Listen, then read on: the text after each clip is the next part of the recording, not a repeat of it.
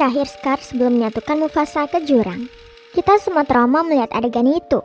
Tapi, pernah nggak kalian mikir, singa terkuat di Pride Rock bisa jatuh semudah itu?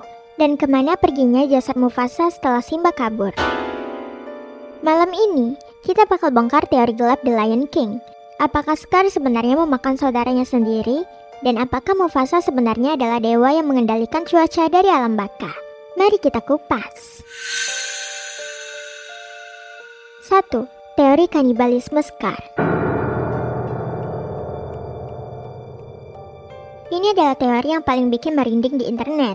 Di satu adegan, kita melihat Scar sedang bermain dengan sebuah tengkorak hewan sambil bernyanyi. Jika kamu perhatikan bentuk tengkorak itu, banyak ahli biologi amatir yang bilang kalau itu adalah tengkorak singa. Mengingat hyena tidak menyisakan tulang saat makan, muncul spekulasi mengerikan. Scar tidak membiarkan jasad Mufasa membusuk. Dia memakan saudaranya sendiri sebagai simbol kemenangan mutlak untuk menjadi raja. 2. Mufasa adalah dewa cuaca.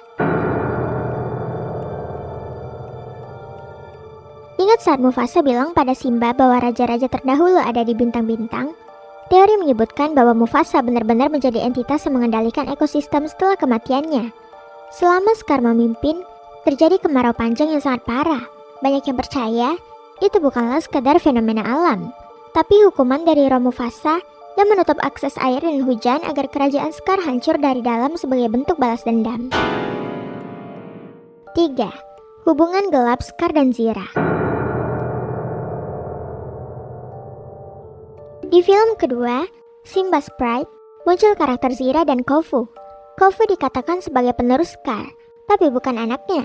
Pertanyaannya adalah, kalau Scar sangat terobsesi dengan kekuasaan, kenapa dia tidak punya keturunan langsung? Ada teori yang bilang kalau Scar sebenarnya mandul, atau dia terlalu terobsesi dengan kemurnian tahta, sehingga dia justru mengasingkan singa-singa yang setia padanya, yang akhirnya menciptakan kelompok pemberontak yang lebih kejam. 4. Rafiki, sang dalang politik. Rafiki bukanlah sekadar monyet gila. Dia adalah dukun kerajaan yang tahu segalanya. Ada teori gelap yang menyebutkan bahwa Rafiki sebenarnya memanipulasi Simba agar kembali. Dia menggunakan tanaman obat halusinogen untuk membuat Simba melihat ayahnya di awan. Rafiki butuh Simba kembali bukan demi keadilan, tapi demi menjaga stabilitas ekosistem Pride Lands yang sudah diambang kehancuran total di bawah pimpinan Scar yang tidak becus. Jadi, apakah The Lion King adalah kisah tentang pertumbuhan seorang pangeran atau drama politik berdarah yang melibatkan kanibalisme dan manipulasi spiritual? Satu yang pasti, tahta Pride Rock dibayar dengan harga yang sangat mahal. Kalau menurut kalian, apakah benar Scar memakan Mufasa? Tulis di kolom komentar ya. Jangan lupa like dan subscribe untuk bedah misteri kartun lainnya. Sampai jumpa.